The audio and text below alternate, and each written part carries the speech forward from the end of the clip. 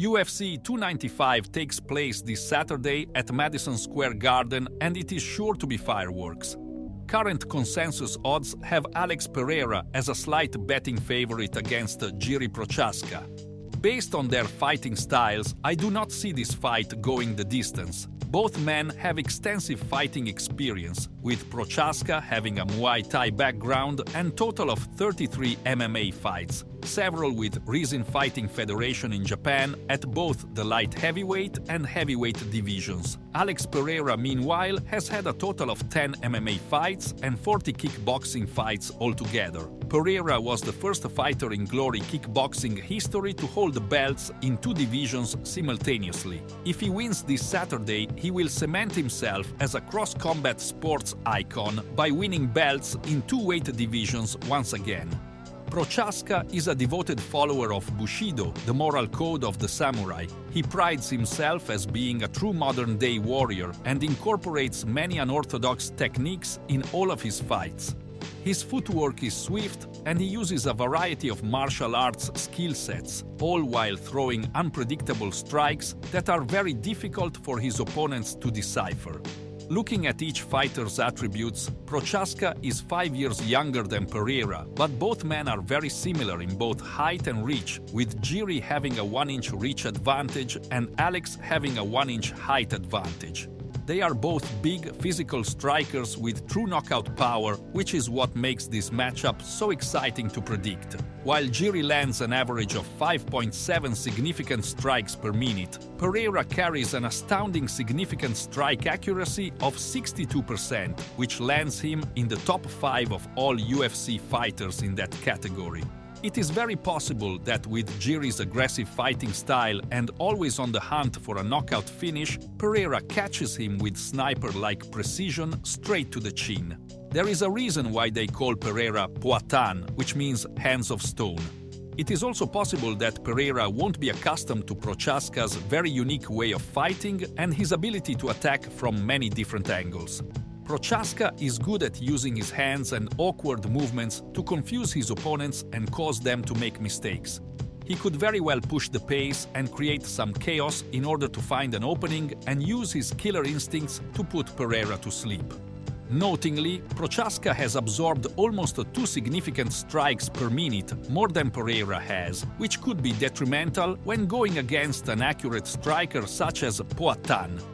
His defense against significant strikes is also 11% lower than Pereira's, seeing as he often puts himself at risk in order to set up and land the devastating shots he is known for. In his last fight against Glover Teixeira, he absorbed 111 significant strikes and 63 significant strikes against Dominic Reyes in the fight before. The big question mark for Jiri is if his shoulder injury will have any impact, and the fact that it has kept him out of the octagon for almost a year and a half. During training in December of last year, his shoulder popped out of its socket, leading to an injury Dana White has called the worst shoulder injury UFC doctors have ever seen. Jiri has said his shoulder recovery has been great and he is back at 100%. He has also said that training to fight Alex Pereira has pushed his preparation to the next level and that he has learned a lot from the Glover Teixeira fight on what not to do. Alex Pereira currently trains at Glover's home gym in Connecticut and has stated that when looking at Jiri's fighting style, he sees many gaps in his striking. Pereira says that moving up to light heavyweight has made him stronger, faster, and overall feel better. Training partners at Pereira's gym have also said that his new weight has allowed Poitin to train with much more intensity throughout fight camp. While this is only Pereira's second fight in the UFC at light heavyweight, he looked just as dangerous when we saw him fight against Jan Blachowicz as he did when fighting at middleweight. Jiri Procházka has only had 3 fights in the UFC, but they were all top-notch finishes against worthy opponents. He was able to run through Volkanovski in his UFC debut, showcasing his unusual movements and flashy style. A left head kick and flurry of strikes at the start of round 2 put Volkan straight to sleep. While Procházka mesmerized Dominic Reyes with his unconventional fighting style, he did encounter some fierce counter-strikes, which against Alex Pereira may end quite differently. Reyes has a significant strike accuracy that is 12% lower than Pereira's and throws less significant strikes per minute. Procházka was clipped in the second round, but he showed in this fight he could survive and adapt to the situation. He ended up taking Reyes down in this fight and putting on the pressure until he found the finish with a spinning back elbow. Pereira must be aware of the ground threat Jiri may bring if he chooses to take him down and attempt a choke submission. Jiri was tested in his most recent fight by Glover Teixeira a year and a half ago.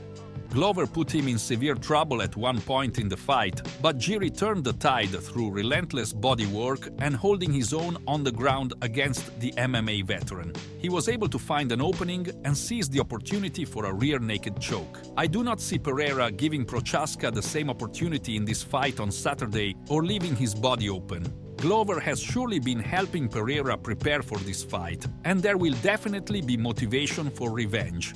Looking at Alex Pereira's last 4 fights, we can see that he is fighting much more frequently than Jiri Procházka. While Jiri has fought an average of once per year, this will be Pereira's 3rd fight in 2023 alone.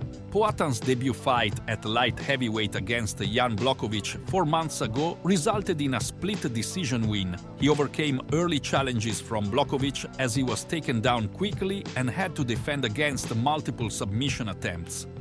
After weathering the early storm, Blachowicz' ability to sustain his output hindered, as well as his ground control. Poatan demonstrated more energy and higher quality striking in the final 10 minutes of the fight and showed that his transition to the light heavyweight division was not detrimental at all. He should have no problems at all in his second fight at this weight class. In his first fight with Israel Adesanya, Pereira showed he could survive trouble in this fight as well. Adesanya unleashed a powerful 1-2 combination in the final second of round 1, leaving Pereira wobbling and likely affected for the rest of the fight. It was an uphill battle that Pereira was losing until he realized at the start of the 5th round he needed a finish at all costs. The result, an aggressive assault that reminded everyone watching why his nickname is Stone Hands. This is another reason I like Pereira's chances of overcoming an early attack from Jiri Procházka. He has proven in multiple fights he can recover and fight smart, but also turn it on and go for the win when he knows it's needed. In the Adesanya rematch, however, Pereira's eagerness to secure the finish left him on the canvas. While he utilized an efficient leg kick strategy and had Adesanya in severe danger, Alex pushed forward too quickly in the second round when he sensed the fight was about to end. He did not need to do this, and while abandoning his defensive responsibilities, Pereira was caught with a right-hand counter and another right hand which put him on the ground. In this fight against Procházka, Pereira must remain disciplined. I think he has learned a lot from this loss against Adesanya. As we saw in the Sean Strickland fight, if Procházka does not respect Pereira's precision striking and tries to walk forward too often, it may be an early night for him.